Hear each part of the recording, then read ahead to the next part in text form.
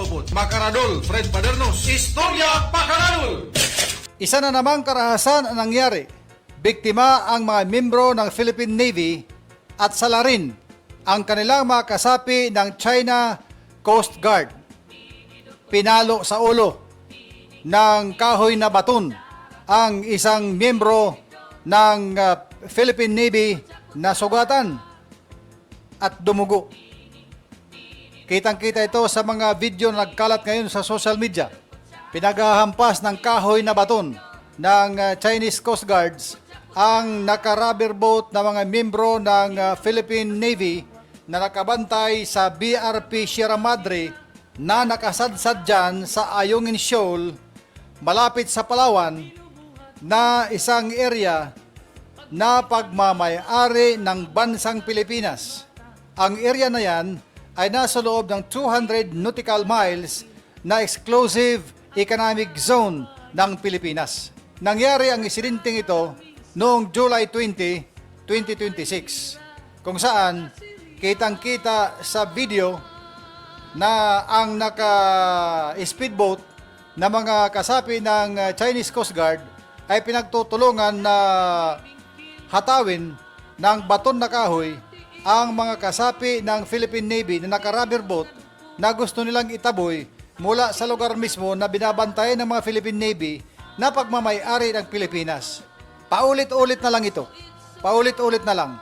Ano pa kaya ang susunod na pwedeng mangyari dito? Ang pinakabago ay ito. Mga membro ng Philippine Navy na hinataw sa ulo. Hindi natin alam kung gaano kalakas yung hataw sa ulo. Bakang nakita lang natin ay yung sugat lang na nagdugo ang ulo. E paano sa loob ng ulo yon? Kung yan ay malakas na pagkahataw, hindi kailangan dalhin yun sa ospital. Tingnan, i-CT scan. Baka may damage sa loob ng ulo na hindi lang makikita sa labas. Marami ng mga pangbubuli, marami ng mga karahasan na ginawa ang China. Dahil sa agawan sa teritoryo na yan. Actually, hindi agawan ang tawag dyan eh. Pangangagaw. Kasi establisado na yan na pagmamayari ng Pilipinas kung bakit pinagpipilitan ng China na ayaw lumayas dyan at pinipilit na sa kanila ang lugar na yan. Yan ay klarong-klaro na pangangagaw. Isa lang yan sa marami na mga lugar ng Pilipinas, partikular dyan sa may West Philippine Sea na area, na pilit inaagaw. Pumosisyon na nga eh. May mga halos mga syudad na dyan na naitayo yung ating China. Itong kinalalagyan ng BRP Sierra Madre ay naroon ito sa Ayungin Shoal. Itong Ayungin Shoal ay malapit ito sa Palawan. Mga 100 nautical miles mula sa Palawan.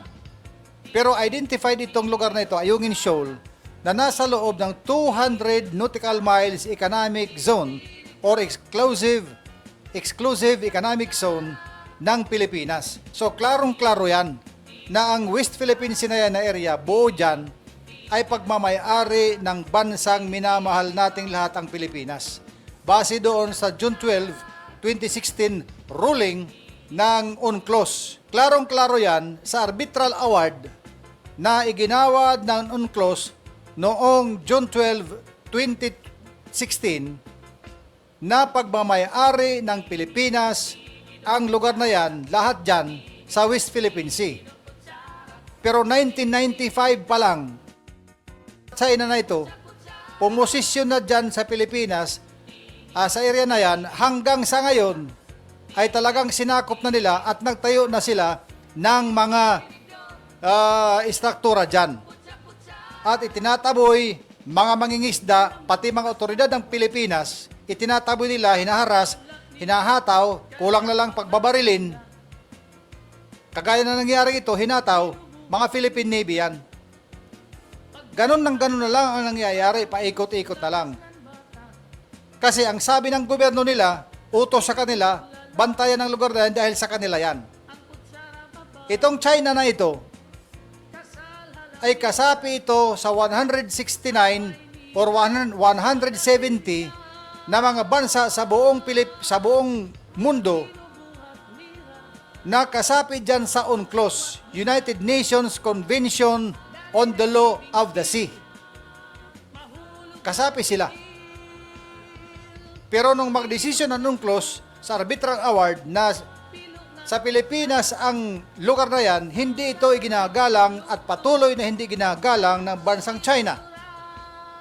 So ang tanong ko ngayon, pareho rin ang tanong ninyo, ano ang ginagawa ng nation members ng UNCLOS na ito na sa kabila ng utos na yan ay hindi ginagalang at pilit na sinusuway, tahasang sinusuway ng China at inaagaw ang lugar na hindi dapat sa kanila, kundi sa Pilipinas. Ano ang gagawin? Ang Pilipinas wala rin namang magawa. Kung hindi diplomatic protest, pagkundina. Ganun lang, dalawa lang, kundina, diplomatic protest. Ano mangyayari dyan? Ayaw nga igalang ng China itong arbitral ruling na desisyon na mismo ng UNCLOS. Yung diplomatic protest pa kaya, igalang nila? Maliban doon sa paghahataw ng kahoy, doon sa member ng Philippine Navy, nasira pa yung rubber boat na sinasakyan ng mga Philippine Navy.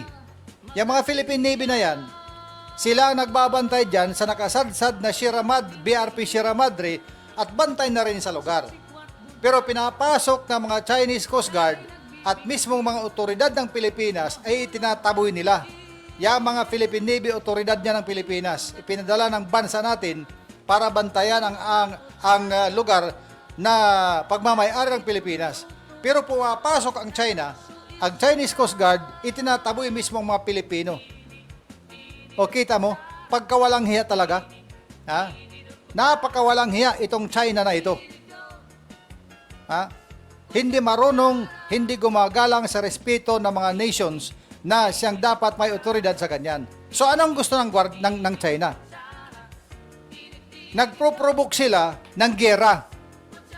Kasi pinagmamalaki nila na superpower nation sila, na untouchable sila, wala silang kinatatakutan dahil daw sa dami ng kailang armas na pwedeng gunawin sa isang iglap lamang ang kalaban na bansa.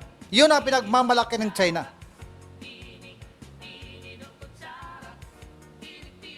Pambabastos at pambubuli. Maliban sa ginagawa nilang actual in person, nitong linggo lang meron silang inilabas na isang video na kung saan naging sinto ito ngayon ng aksyon ng Pilipinas, kinundi na naman ito dahil ang video na yon ay nagpapakita na mga Pilipino ay mga unggoy. Mga unggoy ang mga Pilipino. Yun ang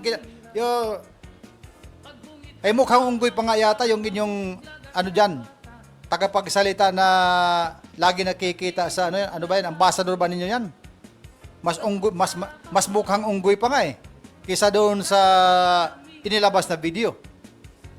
Siguro itong China, mananalaming muna kayo bago kayo maglalait ng mga Pilipino na mukhang unggoy. Yung official ninyo dyan, mas mukhang unggoy pa. Live na unggoy. Ha? Grabe kayo, grabe itong China na ito. Makapambuli. Ha? Pero anong ginagawa ng Pilipinas? Ganun lang. Protest, kundina.